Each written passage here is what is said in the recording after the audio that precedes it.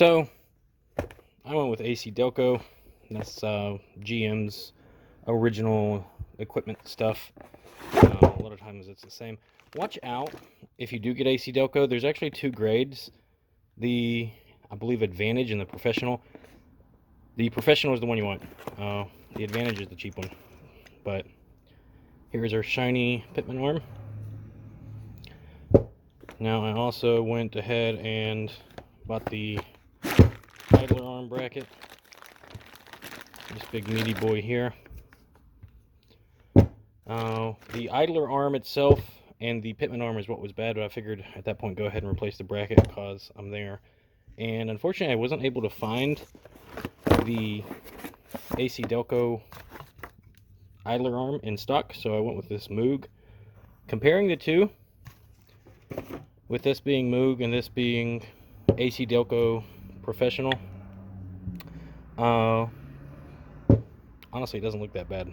But I know there's also like these big aftermarket ones. Kryptonite makes a really beefy Pitman arm and idler arm setup along with rare parts. I've heard good things, but since I'm on a stock vehicle at this moment, honestly I'm more worried about the tie rods than the Pitman arm. So it's something to consider. If you have the extra cash and want to upgrade, now'd be a great time to do it. But I just went with the standard option here. For changing this Pitman arm, you're going to need a couple specialty tools. You can rent something like this, but I actually used this Pitman arm puller to take it off the steering box, and I used this one to take the arm out of the steering linkage. I got this one at Harbor Freight. I also got this off Amazon. I had the foresight to do that, and it broke on the first use, so don't buy this. Beyond that, just some simple sockets here.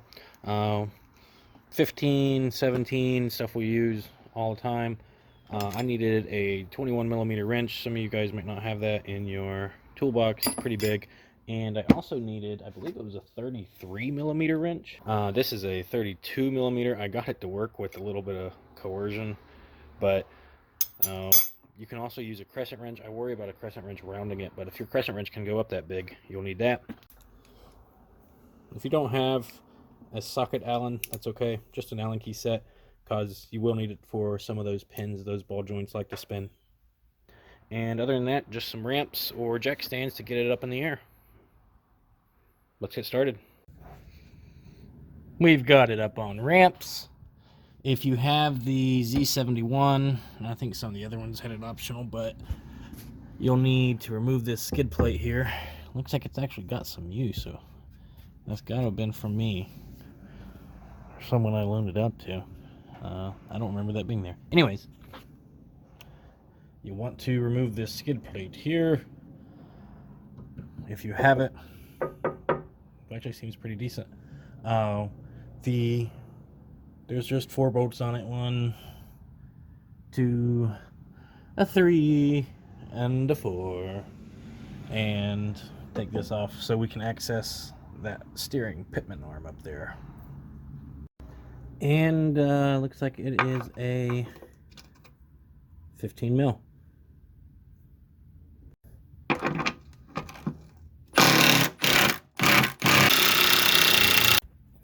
With that out of the way, we now want to remove this front shield. Same thing, 4 bolts, 15mm.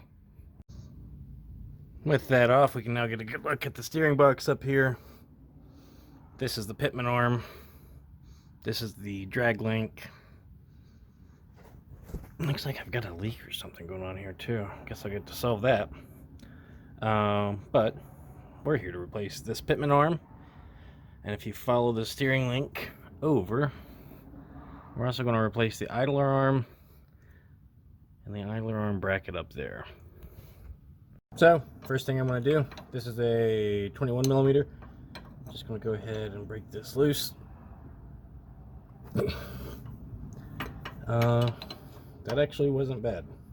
I did that one-handed. I wonder if this has been off before, in which case it could be aftermarket, so don't freak out if the nut's a different size on yours. I see there's a grip on the end of this stud. I wonder if it's binding. I bet you could put grab that with a smaller wrench to hold the pin in place while you undo this. So I've loosened these. I wouldn't remove them just yet. We want to do a couple things first. There's one there. There's one here. And there's one kind of hiding a little bit up here. But just loosen them up so that the box on the other side, this guy, what's connected up there actually, has a little bit of play in it. You'll need it here in a second. Then there's a little piece here. If I'm going to wipe all the grease off, but I'm going to get under it. And I'm going to lift it up.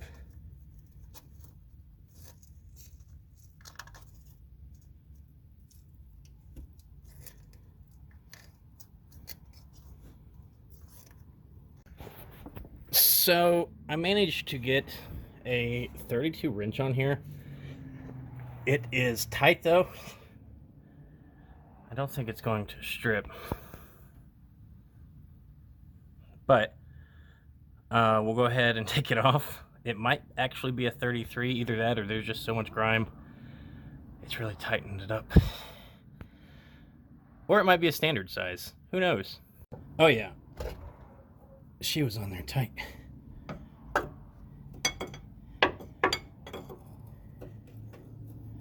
See what I'm saying?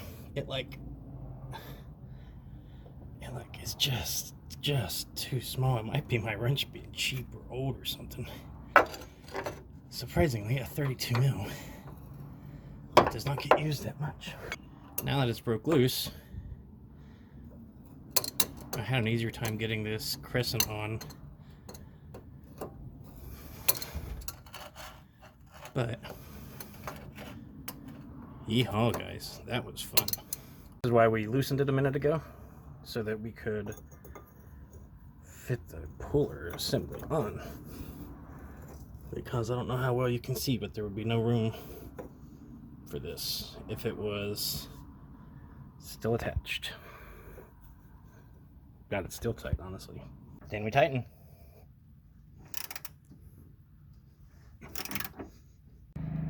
And she's off.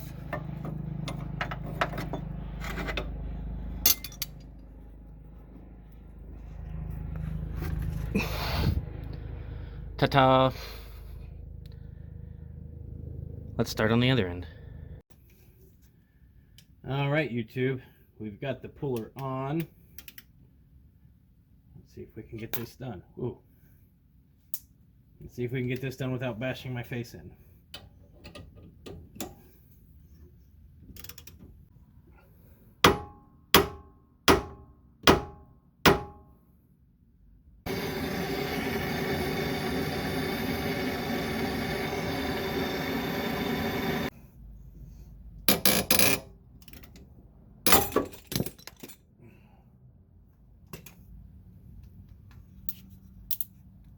Woo! Always wear safety goggles. So, that's now removed. We'll follow over. And we're going to remove this. This is the idler arm. Maybe this will go better, maybe it won't. This is the idler arm bracket support.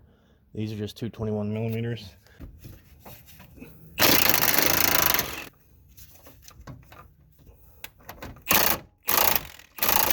So, going to pull this out now. I'm using the same puller. I've learned from my mistakes, so you can too. I partially threaded a nut on here. This will keep this from falling down, and then this way, only the puller itself can fall on my face. Well, unfortunately, that came out so easy that I hadn't even set up the camera yet. But you can see now, the nut came down, and it looks like this. It came out as one piece. The idler arm definitely needed replaced. I don't think the Pitman looked this bad though. But if you're in there and doing it, just do all three, I'd say. If you don't want to replace the bracket here, this part, I don't know. It's not that much more, and you got to take it off anyway. But if you want to separate it, I'd take it out because it's easier to work on. Get a nut on here, get a hex fitting in there so to prevent the shaft from spinning, and send it. The idler arm goes in the assembly, and then you simply put this on. This one does not have a castle nut because it's not really important. This is just meant as a pivot and a mount. Something else, this came with a interesting grease fitting here. It looks like it was, it looks like we're going to install this, and then we'll have this accessible, so you can grease it. Probably a lot easier to do it that way. When you're tightening this, the new idler assembly onto the idler arm bracket here, there's a little, this is what I was talking about, there's a little hex head. You can just get it in there. You can just use an Allen key if you have it. You don't need one of these sockets. It just makes it easier. And then you can just tighten it. This one's a 24mm wrench, so have some big wrenches handy. So here is our nasty 300,000 mile plus Pitman arm.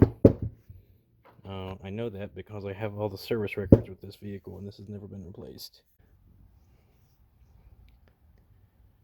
Something to note here real quick is the spline count changed a little through the years. There's typically only either 3 or 4 spline counts. I haven't seen anything else. I know most of the Duramaxes should have had 3 spline, but even some of those seem to have slipped through. And just make sure it's the right one before you get under there to install it. This is the original one. The only thing we'll need to do to assemble this, of course, we're going to remove that castle nut. And we're going to grease that joint.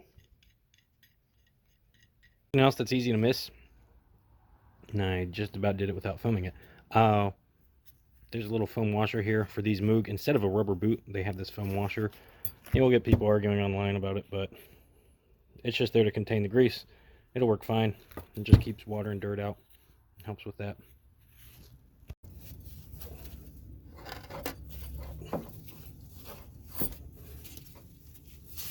That fitting on there, I really like it being there, but it is making this a little awkward.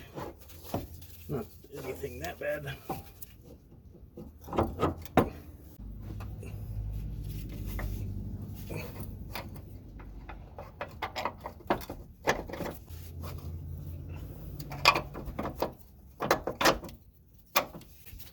And with that still loose, we get the steering arm on. Now, I haven't tightened anything, but I'm just going to start those threads, because what I want to do is move over to the steering box and get the Pitman arm on while I still have a lot of play in the system.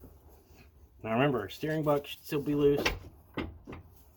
This shouldn't be super hateful. The key word there is shouldn't.